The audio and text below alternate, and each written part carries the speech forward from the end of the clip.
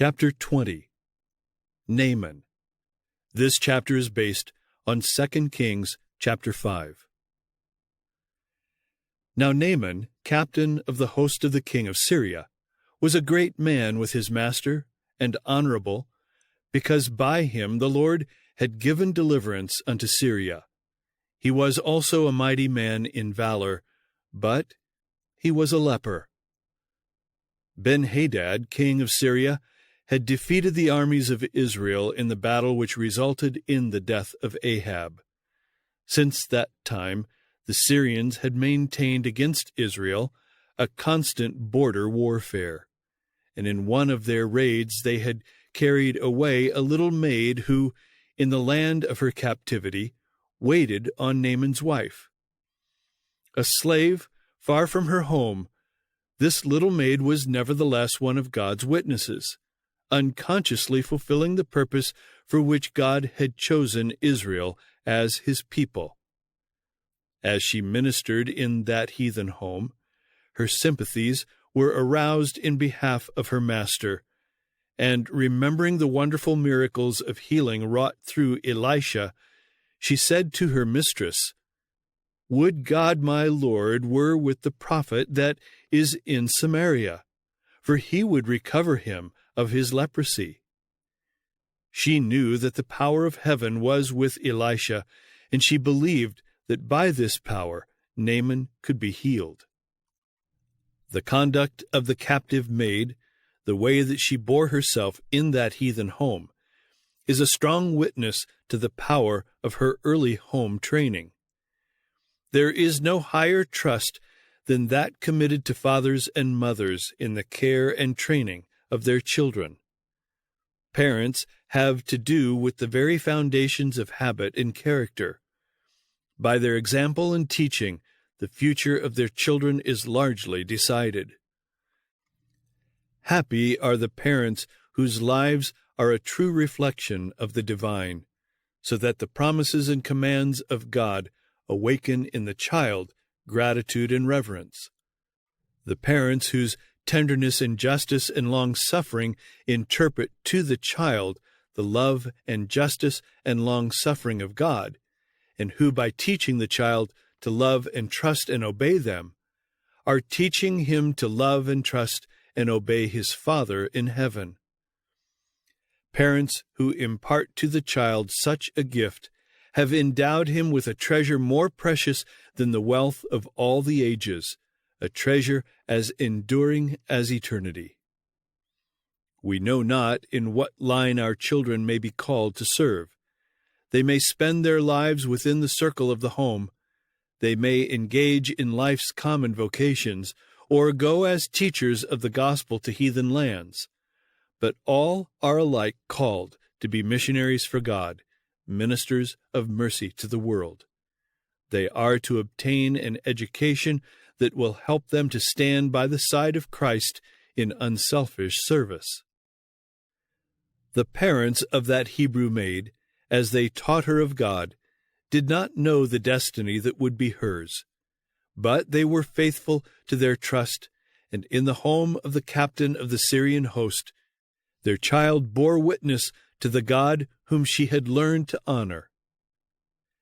Naaman heard of the words that the maid had spoken to her mistress, and, obtaining permission from the king, he went forth to seek healing, taking with him 10 talents of silver and 6,000 pieces of gold and 10 changes of raiment. He also carried a letter from the king of Syria to the king of Israel, in which was written the message, "Behold, I have sent Naaman my servant to thee, that thou mayest recover him of his leprosy." When the king of Israel read the letter, he rent his clothes and said, "Am I God, to kill and to make alive, that this man doth send unto me to recover a man of his leprosy? Wherefore consider, I pray you, and see how he seeketh a quarrel against me." Tidings of the matter reached Elisha, and he sent word to the king, saying, "Wherefore hast thou rent thy clothes? Let him come now to me, and he shall know that there is a prophet in Israel." So Naaman came with his horses and with his chariot, and stood at the door of the house of Elisha. Through a messenger the prophet bade him, "Go and wash in Jordan 7 times, and thy flesh shall come again to thee, and thou shalt be clean." Naaman had expected to see some wonderful manifestation of power from heaven. "I thought," he said, "he will surely come out to me and stand and call on the name of the Lord his God, and strike his hand over the place and recover the leper." When told to wash in the Jordan, his pride was touched, and in mortification and disappointment he exclaimed, "Are not Abana and Pharpar, rivers of Damascus, better than all the waters of Israel? May I not wash in them and be clean?" So he turned and went away in a rage. The proud spirit of Naaman rebelled against following the course outlined by Elisha. The rivers mentioned by the Syrian captain were beautified by surrounding groves, and many flocked to the banks of these pleasant streams to worship their idol gods. It would have cost Naaman no great humiliation of soul to descend into one of those streams. But it was only through following the specific directions of the prophet that he could find healing. Willing obedience alone would bring the desired result. Naaman's servants entreated him to carry out Elisha's directions. "If the prophet had bid thee do some great thing," they urged, "wouldest thou not have done it? How much rather then, when he saith to thee, Wash and be clean?" The faith of Naaman was being tested, while pride struggled for the mastery. But faith conquered, and the haughty Syrian yielded his pride of heart and bowed in submission to the revealed will of Jehovah. 7 times he dipped himself in Jordan, according to the saying of the man of God. And his faith was honored, his flesh came again like unto the flesh of a little child, and he was clean. Gratefully he returned to the man of God, he and all his company, with the acknowledgment, "Behold, now I know that there is no God in all the earth but in Israel." In accordance with the custom of the times, Naaman now asked Elisha to accept a costly present. But the prophet refused. It was not for him to take payment for a blessing that God in mercy bestowed. "As the Lord liveth," he said, "I will receive none." The Syrian urged him to take it, but he refused. And Naaman said, "Shall there not then, I pray thee, be given to thy servant 2 mules' burden of earth? For thy servant will henceforth offer neither burnt offering nor sacrifice unto other gods, but unto the Lord. In this thing the Lord pardon thy servant, that when my master goeth into the house of Rimmon to worship there, and he leaneth on my hand, and I bow myself in the house of Rimmon. When I bow down myself in the house of Rimmon, let the Lord pardon thy servant in this thing." And he said unto him, "Go in peace." So he departed from him a little way. Gehazi, Elisha's servant, had had opportunity during the years to develop the spirit of self-denial characterizing his master's life work. It had been his privilege to become a noble standard-bearer in the army of the Lord. The best gifts of heaven had long been within his reach, yet, turning from these, he had coveted instead the base alloy of worldly wealth.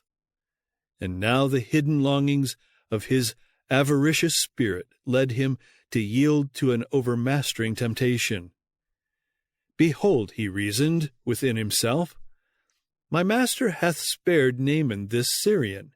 in not receiving at his hands that which he brought. But I will run after him, and take somewhat of him. And thus it came about that in secrecy Gehazi followed after Naaman. When Naaman saw him running after him, he lighted down from the chariot to meet him, and said, "Is all well?" And he said, "All is well." Then Gehazi uttered a deliberate lie. "My master," he said, "hath sent me, saying, Behold, even now there be come to me from Mount Ephraim 2 young men of the sons of the prophets.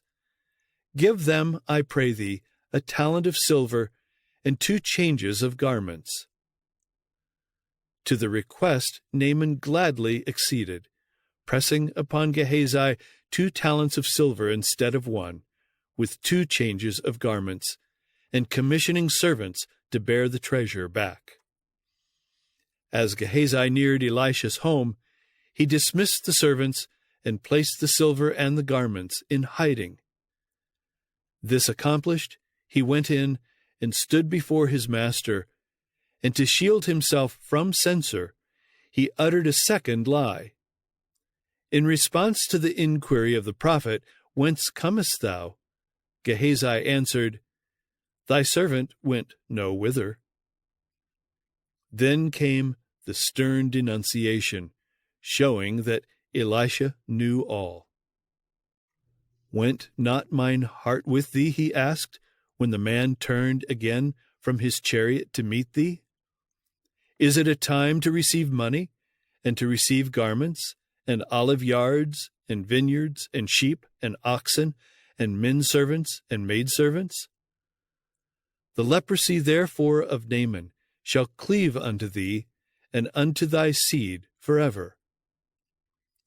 Swift was the retribution that overtook the guilty man. He went out from Elisha's presence, a leper as white as snow.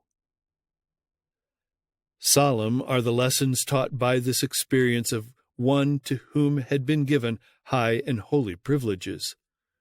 The course of Gehazi was such as to place a stumbling block in the pathway of Naaman, upon whose mind had broken a wonderful light, and who was favorably disposed toward the service of the living God. For the deception practiced by Gehazi there could be pleaded no excuse. To the day of his death he remained a leper, cursed of God and shunned by his fellow men. A false witness shall not be unpunished, and he that speaketh lies shall not escape.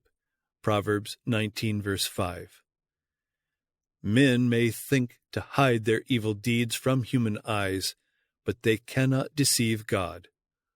All things are naked and opened unto the eyes of him with whom we have to do. Hebrews 4, verse 13.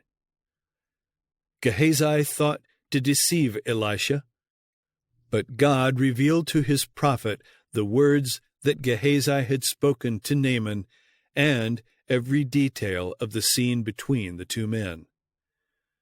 Truth is of God. Deception in all its myriad forms is of Satan, and whoever in any way departs from the straight line of truth is betraying himself into the power of the wicked one. Those who have learned of Christ will have no fellowship with the unfruitful works of darkness. Ephesians 5, verse 11. In speech as in life, they will be simple, straightforward, and true, for they are preparing for the fellowship of those holy ones in whose mouth is found no guile. See Revelation 14, verse 5. Centuries after Naaman returned to his Syrian home, healed in body and converted in spirit, his wonderful faith was referred to and commended by the Savior as an object lesson for all who claim to serve God.